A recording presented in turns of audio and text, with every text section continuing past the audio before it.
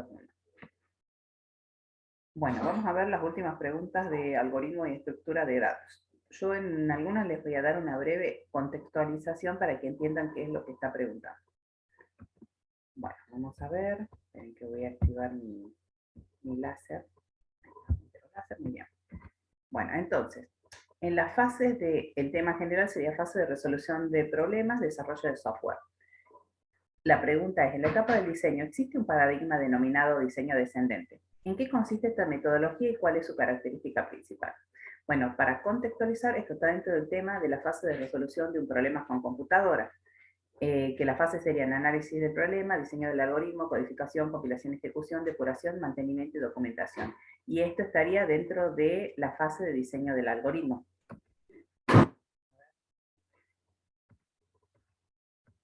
Entonces, la fase del diseño de la solución, ¿qué va a ser? En la formulación de los pasos o etapas para resolver el problema. Entonces, el diseño de solución va a ser los pasos que van a resolver el problema que se nos plantea. Entonces, este diseño de la solución va a requerir del uso de algoritmos. ¿Qué es el algoritmo? Son el conjunto de instrucciones o pasos para resolver un problema. Bueno, todo esto es la previa. Entonces, las dos metodologías más utilizadas en este diseño de solución va a ser el diseño descendente o estructurado, que es lo que nos está preguntando, y el diseño orientado a objetos. Entonces, ¿qué es el diseño estructurado o descendente? Es descomponer el problema en subproblemas o subtareas más pequeñas y sencillas. A continuación, cada uno de esos subproblemas o subtareas van a descomponerla en otras más pequeñas y así sucesivamente hasta llegar a subtareas que sean más fáciles de implementar en un lenguaje de programación. Entonces, ¿qué sería? Entonces, básicamente es ir dividiendo el problema, subdividiendo para que después sea más fácil de realizar. Entonces, esto sería el diseño descendente o estructural. La siguiente pregunta, ¿qué tipos de errores se verifican y en qué consisten cada uno? Entonces, vamos a tener errores de compilación, que la mayoría son errores de sintaxis, que se producen por un uso incorrecto de las reglas del lenguaje de programación y suelen ser errores de sintaxis. Entonces, por ejemplo, acá, en dado el presupuesto, al final, para yo cerrar esta consigna, no se llama, no puedo acordar el nombre, se tengo que poner un punto y coma. Errores en tiempo de ejecución, entonces estos errores se van a producir por instrucciones que la computadora puede comprender, pero no puede calcular, no puede ejecutar. En estos casos se va a detener la ejecución del programa y va a aparecer el mensaje de error. Por ejemplo, cuando le pongamos una división por cero, cuando se obtengan raíces de números negativos, valores de fuera de rango, o sea, cuando haya cosas que no pueda resolver la computadora. Lo puede comprender, pero no puede resolver.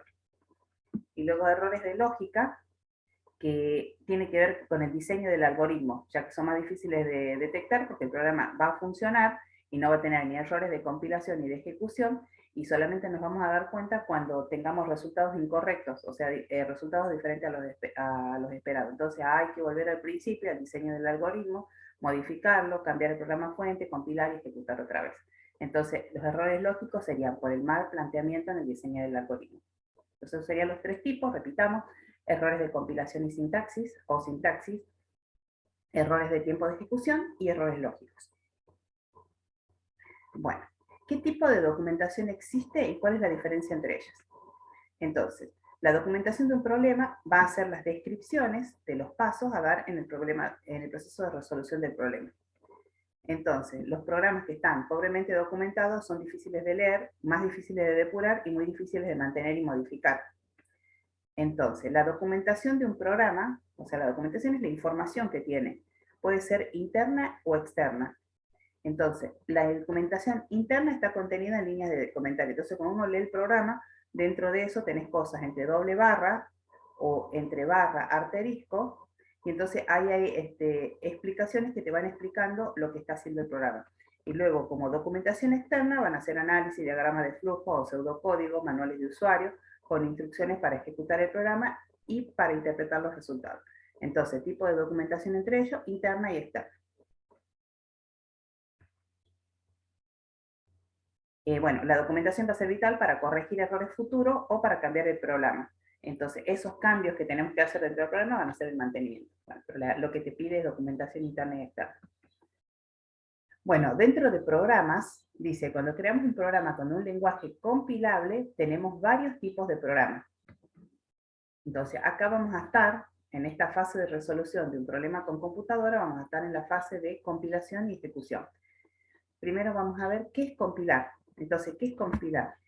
Compilar es transformar un programa informático escrito en un lenguaje en un programa equivalente en otro formato.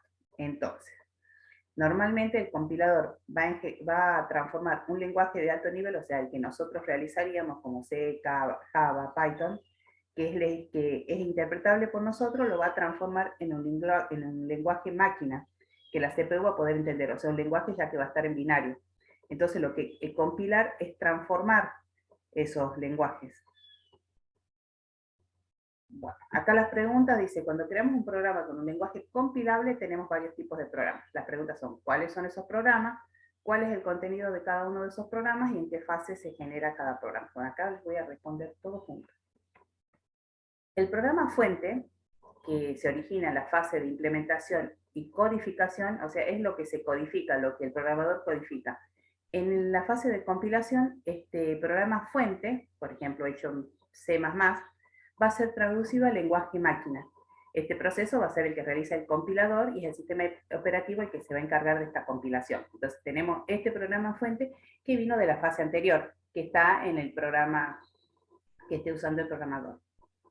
Bueno, acá si aparecen errores, va a haber que volver a hacer el programa, corregir los errores y compilar de nuevo.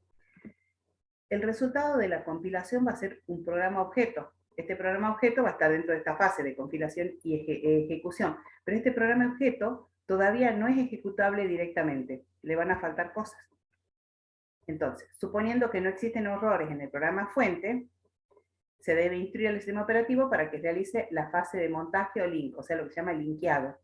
Entonces, este programa objeto se va a unir con librerías del programa del compilador. Entonces, en este proceso de montaje, o sea, de linkeado, de unión, se va a producir un programa ejecutable, que también va a ser en esta fase de compilación y ejecución. Entonces, ¿cuáles son los programas que van a aparecer? El programa fuente, que viene de la fase anterior de codificación, el programa objeto. El programa objeto va a ser linkeado en la fase de montaje y se va a producir un programa ejecutable. Entonces, este programa ejecutable es el que ya se puede ejecutar desde el sistema operativo. O sea, ponemos el nombre, en el caso del DOS, y vamos a poder trabajar con este programa, sí, suponiendo que no existan errores durante la ejecución. Los errores de tiempo de ejecución que ya los habíamos visto antes. Muy bien, entonces acá les puse un dibujito. A ver, que acomode esto. Entonces, en la fase de implementación, codificación, vamos a tener un programa fuente. Por ejemplo, en el programa que escriba el programador, C++, Python, Java. Eso va a pasar por el compilador. El compilador va a revisar la sintaxis y la gramática. Si hay un error, hay que volver acá. Una vez que se soluciona, ya se va a formar el programa objeto. Fíjese que ya está en binario. Esta estaría en la fase de compilación y ejecución. Acá va a ser linkeado, donde se le van a unir las bibliotecas, y ya voy a tener acá mi programa ejecutable, que es en binario, o sea, el lenguaje que entiende la máquina. Todo esto en la fase de compilación y ejecución, ¿no? Esto es lo mismo que les expliqué recién, ya en un dibujito. Bueno, traductores.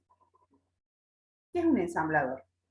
Entonces, el término ensamblador es el tipo de programa que traduce el programa fuente al programa objeto, que contiene el código máquina ejecutable directamente por el microprocesador. En realidad, el programa objeto después tiene que estar linkeado con las bibliotecas, ¿no? Pero el ensamblador sería ese, el que traduce el programa fuente, el que había hecho el programador, al programa objeto, que ya entienda la máquina, o sea, en binario. ¿Qué diferencia existe entre un compilador y un intérprete? Un intérprete es un programa que va a ejecutar directamente las instrucciones escritas en un lenguaje de programación dado. O sea, hay lenguajes que son interpretados, o sea, leídas directamente. En cambio, el lenguaje compilado, que el compilador va a ser un programa que va a ir transformando el código fuente de un programa a su equivalente en otro lenguaje de programación de más bajo nivel. O sea, va a pasar el programa que hizo el programador, lo va a pasar a un lenguaje máquina, o sea, en binario. Eso es lo que hace el compilador. Bueno, acá, detalle la fase de compilación y explico el detalle. Es exactamente igual a lo que les expliqué recién, más arriba. Cuando preguntaba el tipo de programas que aparecían en esa fase y todas esas cosas, les voy a repetir. Entonces, el programa fuente debe ser traducido al lenguaje máquina. En este proceso se realiza con un compilador y el sistema operativo es el que se va a encargar de esta compilación. Si tras la compilación aparecen errores de compilación en el programa fuente, vamos a tener que volver atrás, editar el programa, corregir los errores y compilar de nuevo. Y esto se va a repetir y se va a repetir hasta que tengamos un programa objeto, que está en binario, en lenguaje máquina, pero todavía no es ejecutable directamente. Suponiendo que ya no haya errores, vamos a pasar a la fase de montaje o enlace, el linkeado, donde se le van a unir las librerías del programa del compilador. Este montaje, vamos a tener al fin un programa ejecutable. Este programa ejecutable va a ser el que ya vamos a poder tener salidas de resultados del programa. Bueno, muy bien. Acá vemos tu compilador viendo cómo te faltó poner un punto y coma, porque si te olvidaste un punto y coma cuando estuviste programando, tu programa no va a compilar. Entonces, por eso son errores pavos, pero no deja que vos obtengas tu archivo ejecutable del programa que estás haciendo. Bueno, espero haberme sabido explicar. Bueno, cualquier duda me consulta.